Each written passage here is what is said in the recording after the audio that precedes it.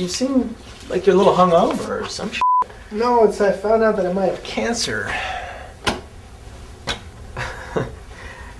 What? No, this isn't a weirdly deep-fried outtake of It's Always Sunny in Philadelphia. Despite the plot being the same as an early episode in season 1, it's actually part of the show's original pilot. This amateurish, badly lit scene filmed on a cheap camcorder was the product of 3 struggling actors and just $100 in materials. And it's the only reason Sunny exists today. So, how did they do it? Let's talk about it. I'm glad we can talk. We can talk, right? Yeah, of course. Yeah, talk. We can always talk. If you're a fan of the show, you're probably familiar with Charlie Has Cancer. It's the 4th episode of season 1, and it's so iconic that they parodied it in season 8 with Charlie's Mom Has Cancer. But even the most devoted fans might not be aware of just how important the plotline is to Always Sunny. Rob McElhenney dreamed up the idea before the show had ever been conceptualized. During a late-night, coffee-driven jolt of creative energy, McElhenney decided to try his hand at a writing exercise. He wanted to see if he could craft comedy with a traditionally dry scene, and he settled on the tried and true human experience of asking to borrow a cup of sugar from a friend. The twist? All the characters are horrible people, and in true Sunny absurdity, the conversation goes from borrowing sugar to having cancer. That I might have cancer, Glenn. I don't know yet that I have cancer. I'm waiting to find that out. McElhenney pitched the scene to his 2 friends, Glenn Howerton and Charlie Day, and since all 3 of them were out-of-work actors living in LA, they decided to get together with 2 camcorders and film it. And then they filmed it again, and again, and again. According to the gang on the Always Sunny podcast, they workshopped this scene and their characters for almost 2 years. As it turned out, making horrible people fun and enjoyable to watch isn't an easy task. It took countless hours of work to finally strike a balance that they were happy with. And once they did, they wrote and filmed the rest of the pilot episode by themselves with nothing but $100 worth of videotapes and equipment. And even that $100 price tag is contested. Official behind-the-scenes content claims the home movie version of the pilot was made for $200, but Day himself has gone on record saying that they made it for literally nothing. So we're just splitting the difference. What are you talking about? What made you just think of that? Unfortunately for fans, the original version of the pilot isn't available to watch in full. Only a few clips have survived and surfaced online, and despite the noticeably low video quality and distractingly unprofessional camera work, it's just as awkward and hilarious as you'd expect any other episode of Sunny to be. We should talk. We should talk. It started out like this. I wasn't feeling well. Did you want to talk right now? It starts with the now ubiquitous combination of white text on a black screen, which was done out of technical necessity rather than a stylistic choice. The text gives us the location of the episode, Hollywood, California.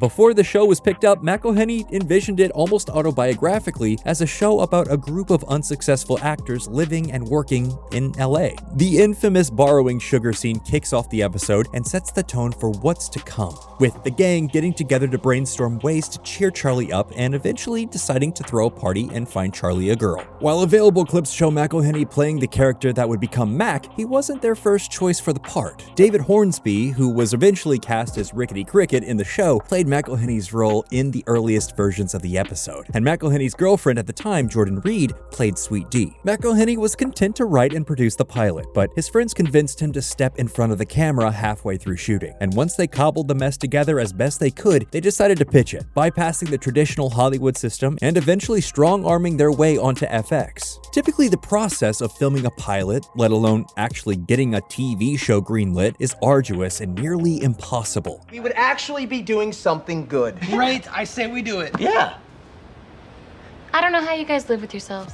Back in 2005, when Sunny was first being pitched, the process was relentlessly gatekept. Industry connections were key, and anything shot by so-called outsiders was automatically assumed to be garbage. Still, McElhenney wasn't going to let them stop him, because, well, he didn't actually know the rules. I didn't know what to do, but I didn't know what not to do, so I just went and did whatever I wanted. He walked into several offices with an inadvisable amount of confidence, homemade tape in hand, and demanded full creative control over his show. He, Howerton, and Day required executive producer credits, and they refused to change the cast. This would have been a death sentence for the show, and several studios did end up passing on the project. But the Sunny pilot was an anomaly. Was it clumsily constructed and painfully unpolished? Yes. And if Sunny was any other show, those Those raw edges might have blunted the possibility of its success. But Sunny isn't just any other show. Those amateurish qualities were exactly the point, and the raw edges actually helped to cut through the competition. The hot-button subjects the pilot touched felt easier to navigate and laugh at when viewed through the eyes of these obnoxious jerks. And as for the fixed cast, McElhenney, Howerton, and Day all perfectly embodied their characters, which shouldn't be a surprise considering Howerton and Day spent 2 whole years shooting a single scene together while McElhenney watched from behind the camera. In the words of Nick Grad, FX's VP of original programming at the time, "We all saw it together and we were all laughing hysterically." it was that hysterical laughter that gave Sunny its chance. But it didn't go from the FX office to the small screen just yet. It was still pilot season after all. While some FX executives were all in on the idea, they still had to impress the top brass, and they wouldn't be so easily charmed by $100 worth of camcorder footage. Outside of the technical limitations of the original format, the Sunny pilot was nearly perfect, and so FX agreed to fund what was essentially a 1-to-1 reshoot with real sets, better cameras, professional lighting and sound, and 2 minor changes: location and occupation.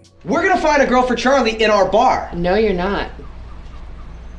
Yes, we are. McElhenney drew from personal experience again. He pitched the idea of a group of friends that owned a bar in his hometown of Philadelphia. FX approved it, and the show finally got its name. They reshot the pilot with McElhenney as Mac, Howerton as Dennis, Day as Charlie, and Reed as Dee. That last casting decision is the reason why this version of the pilot is also unavailable to watch in full. At some point after filming the pilot for FX, McElhenney and Reed split up, and the incredibly talented Caitlin Olsen replaced her as Dee. This turned out to be the best thing for the show, as Reed played Dee as a normal and almost sweet person, whereas Olsen is patently unhinged. Hold on.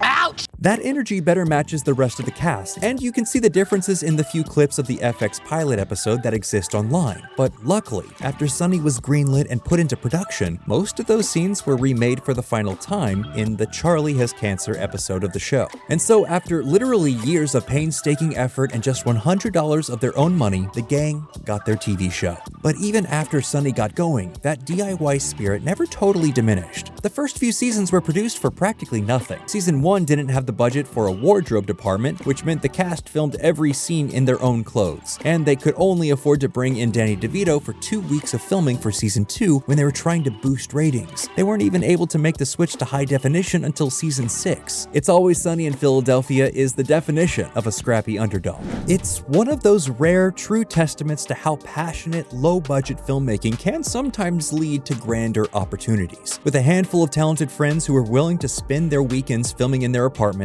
and maybe a little overconfidence, McElhenney did the impossible. He and the rest of the gang put unlikable characters in unfunny situations and managed to make them likable and funny. With Sunny's 17th season airing in 2025 and season 18 already confirmed, there's no telling where the gang might go from here. And with that, it's closing time at Patty's Pub. If you enjoyed this video and want to see more just like it, be sure to hit that like button and subscribe to Nerdstalgic so you don't miss what we put out next. Thanks for watching.